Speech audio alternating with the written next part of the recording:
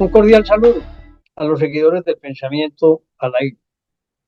En nombre del Pensamiento al Aire, de todo el equipo de trabajo que nos acompaña en estas lides, que hace parte de este desarrollo de lo que nosotros hemos considerado un gran avance para la gente que quiere escuchar noticias, entrevistas, conciertos, temas empresariales, temas motivacionales, de una manera diferente. Agradecemos profundamente el que nos acompañen de una manera constante aquí en el Pensamiento al Aire. Y les deseamos además una feliz Navidad, ese momento tan bello con la familia, los amigos y los parientes que permite mirar la vida de otra manera. Y por ende, les auguramos un 2024 lleno de alegrías. Sobre todo, esperamos que Colombia sea el año de la transformación, pero que lo vamos a hacer desde la civilidad, desde el, partiendo de los ciudadanos trabajadores, porque siempre estamos buscando generar ideas y mejores condiciones de vida. Un abrazo para todos y mil gracias. ¿Qué le vamos a hacer? Hablamos de Petro. Eso nos tocó. Pues bien, el presidente pospuso el incremento de la gasolina en el mes de diciembre y lo hará a partir del 1 de enero del año 2024, con doble sentido. Uno, pues no habrá impacto en las familias colombianas en la temporada de vacaciones y obviamente la presión sobre la inflación podrá por lo menos estancarse y no crecer. Tenía previsto él varios alzas, dos alzas en el año 2024 y parece ser, como él cambia tanto, parece ser que no habrá una sino del 10% en enero. Pero esa alza es una, un incremento que excede, o por lo menos estaría igual al salario mínimo legal. Esperemos que no sea así para que las familias colombianas tengan un alivio real en sus finanzas. Es que se le olvida al presidente y a cualquiera que gobierna en cualquier época que los ciudadanos que trabajan tienen que soportar todo tipo de alzas en el mes de enero que van más allá inclusive de sus propias posibilidades económicas. Y eso no lo tiene en cuenta el presidente.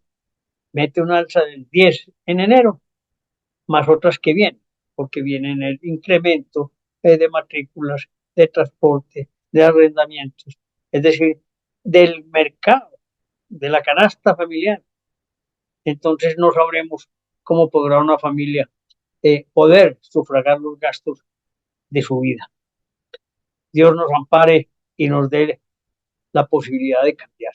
Inbamer, que es una entidad tradicional en Colombia que hace encuestas, acaba de darnos el último dato importante en el que demuestra que se sigue creciendo la desaprobación del presidente Petro en los ciudadanos de Colombia. El 63% de los colombianos desaprueba la gestión, mientras que solo el 31% la aprueba. Pero también aquí se está midiendo a la vicepresidenta Francia Márquez y vemos también que ella tiene ya una desaprobación negativa del 54% y un 24% de aprobación. Los otros se abstienen. Eso es una cosa realmente importante ver cómo cómo este país va sintiendo un desasosiego inmenso, cómo está viendo las condiciones económicas adversas, la inseguridad total, y son formas de gobernar que no son coherentes. Y eso es lo que lleva a que esa gran oportunidad que tuvieron de transformar la sociedad se fuera diluyendo y en un año y 6 meses, 15 meses, esté agonizando, está en los niveles más bajos de aprobación de un presidente en la historia de Colombia. Y eso no es porque sí, porque al final de cuentas los ciudadanos son los que sufren las decisiones del gobierno, no el gobierno, no el gobierno. Y tendrán que entender que los gobiernos deben reducir sustancialmente su gasto. Los gobiernos deben ser coherentes entre lo que expresan en una campaña y lo que realizan. Claro, es verdad que aquí no ha realizado absolutamente nada. Esperemos entonces, pero sigue bajando de una manera constante la desaprobación al presidente Gustavo Petro. En el último debate en el Senado de la República se hundió la reforma que pretendía un esperpento, que era la regulación del uso recreativo del cannabis en Colombia. 47 votos en favor del hundimiento y 43 positivos. Pocos votos la diferencia, pero se ganó. Los opositores al proyecto siempre dijeron y expresaron que la legalización del cannabis era una amenaza para la salud mental, la seguridad ciudadana y la familia. El proyecto de ley ya había pasado 7 debates en el Congreso y solo le faltaba uno para hacer ley de la República y que el presidente lo promulgara. En buena hora defendemos a la familia, a los niños y la civilidad en Colombia. Buena actuación del Senado de la República. Son menos senadores, más coherentes y tienen la posibilidad de ir analizando con tranquilidad estos proyectos que en la mayoría de las veces generan demasiado ruido y demasiado daño si se aprueban. Estamos en pleno debate sobre y conversando pues la mesa de concertación laboral para efectos de definir el incremento del salario mínimo legal. Hay propuestas desde el 18% de incremento, otras por ahí del 10%, y no sabemos realmente qué va a hacer el gobierno, porque no pareciera que al final habrá consenso y tendrá el gobierno de Colombia decretarlo por decreto. Y eso es un tiro al aire, no sabemos cómo será. Eso dejarlo en la única opción de ellos puede ser más alto de lo que creemos, porque bajo no será. De manera que sorpresa tendremos esta semana con la decisión del equipo de trabajo del presidente Petro frente al salario mínimo. El último año se concertó. Vamos a ver qué ocurre este año, donde parece ser que no va a haber consenso con esa fijación del salario mínimo legal. ¿Y eso qué conlleva? Conlleva a que se continúa la pugna. Por un lado, los sindicatos hoy empoderándose. Por otro lado, los empresarios en caída. Y por el otro lado, el gobierno. 3 sectores de la economía que no están hablando de lo que es lo fundamental, de la productividad, del manejo del agro colombiano, del desarrollo del pueblo. No podemos permitir hoy que casi el 70% de la población esté radicado en las grandes ciudades y únicamente un 30% esté en el campo. Eso en otras épocas era al contrario. Por eso las ciudades se llenan de miseria, de barrios de invasión, porque prefieren venirse a vivir al día, a sobrevivir en condiciones inhumanas, que mantenerse en el campo donde los sectores de la violencia están entronizados otra vez. La guerrilla, las disidencias, las bandas criminales, vendrán las autodefensas y tendrá que actuar el Estado. No hay paz ni sosiego en las almas de estos tipos que prefieren el daño al semejante que dejar esos negocios que son ruines para la comunidad. Algún día pagarán, en esta o en la otra, pagarán esas consecuencias de los actos malos que permanentemente realizan contra la humanidad.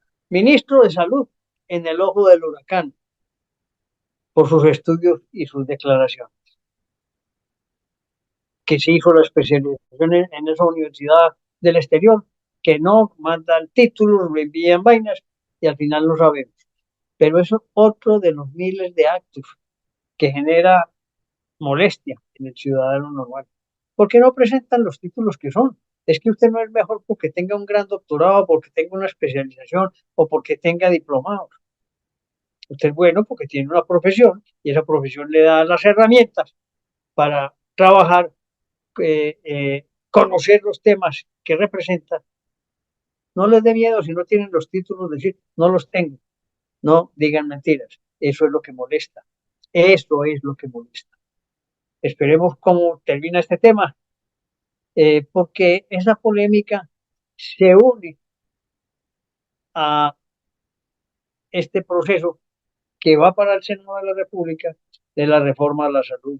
Y entonces se convierte en otro posible conflicto en la discusión de esa reforma, que esperamos también se hunda, como se hundió esta que hablamos del cannabis. Sería lo mejor para el país. Reiterando que hay muchas cosas que cambiar que ayuden a agilizar el sistema, no solamente en la atención, sino en los pagos de, de las entidades. Y eso hará que fluya más, que fluya sustancialmente la salud en sus condiciones de atención. Esperemos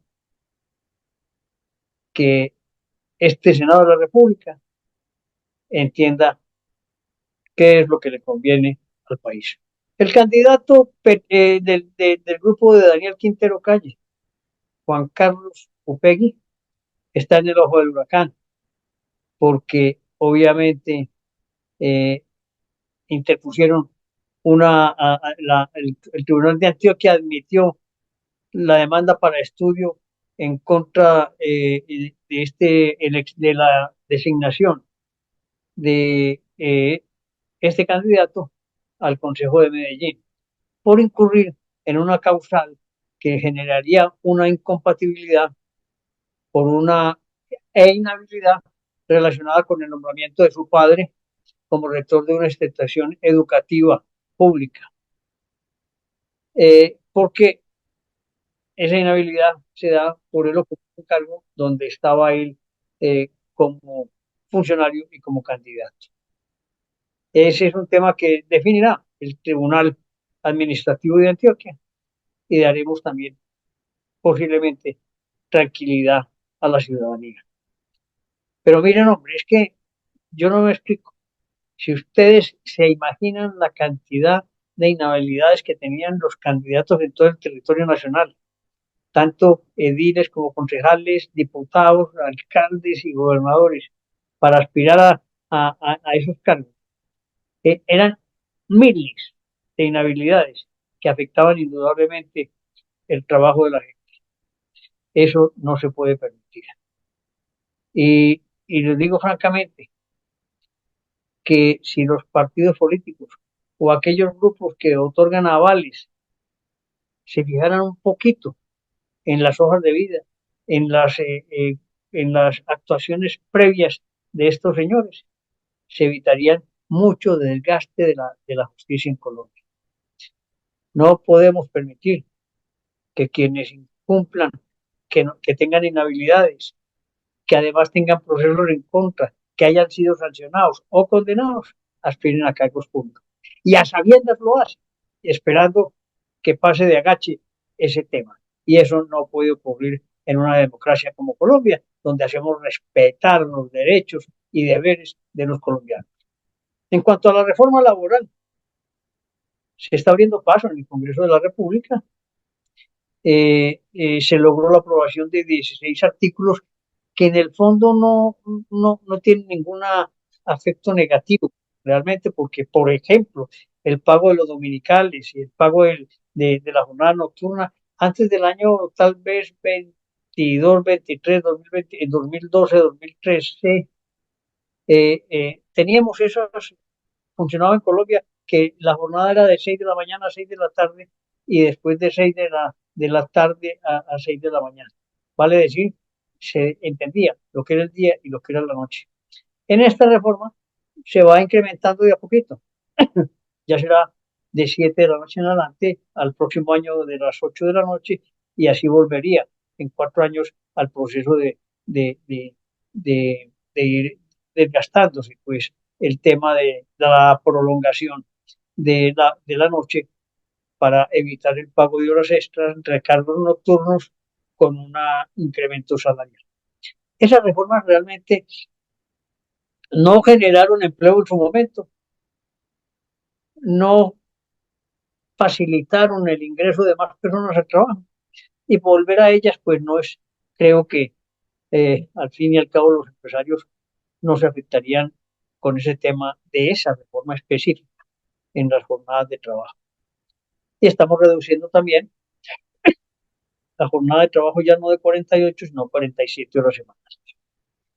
Pero faltan los temas de fondo, esos en los que no hay movilidad porque no se podrá despedir gente, esos sí son de fondo, y ahí esperamos llegar también al honorable Senado de la República, a ver si allí también se hunde ese tipo de reformas que no facilitan la vinculación de las personas a la vida laboral.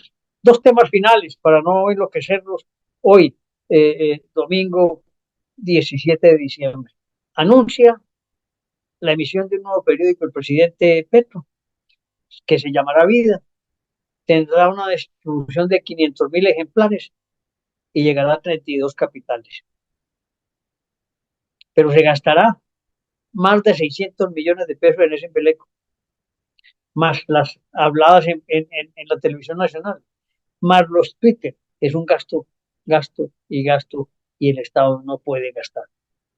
Esa función de periódicos o de canales lo tienen los privados, pero el Estado no se debería desmedrar en ese tema de emisión de nuevos periódicos. Eso es un complique, señores gobernantes. Eso no son sino gastos, burocracia. Y esa es la que hay que acabar. Por último, Brook McMaster, líder y presidente de la ONU, se quedó con la presidencia del Consejo Gremial en Colombia. Pero les voy a decir una cosa, con pena, los miembros de los gremios en Colombia no hablan claro, tienen miedo, no les da miedo comprometer a su gremio, hablando clarísimo de la situación en Colombia. Las condiciones nuestras son muy malas. En próxima ocasión hablaremos realmente de la economía y su estado en cada uno de sus ítems, y verán ustedes que la situación de Colombia es grave, muy grave, y la única manera es actuar diferente. Hagamos como Milei en Argentina.